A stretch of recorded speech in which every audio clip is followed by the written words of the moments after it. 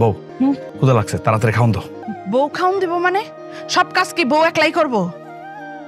এই তুই খারাপ রেছিস কেন? যা তোর বাইরে খাওন দে। আচ্ছা দিতাছে। ভাই চলো। ঠিক আছে চল।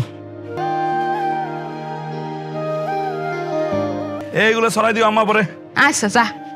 আম্মা ওই কালকে রাত থেকে না আমার কেন জানি মাথার ভিতরে ঝিমঝিম করে, মাথা ব্যথা করে, আবার বুকের ভিতরে ধরফর করে, কেমন জানি অস্থির লাগে, ভাল লাগে না। কি কও তুমি? এন বউ বউ বউ, হ্যাঁ বুক দরফর করে, মাথা ব্যথা করে না? তুমি তো মা এখন পোয়াতি, বাচ্চা পেটে থাকলে এরকম হয়।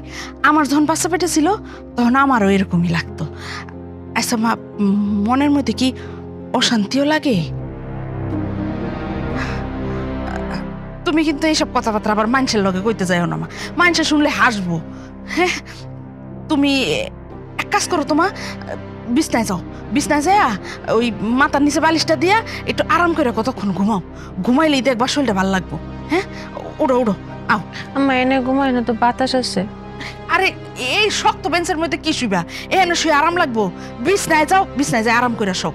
যাও উড়ো উড়ো উড়ো, উঠটা তাড়াতাড়ি একটু ঘরে যাইয়া বিশ্রাম নাও,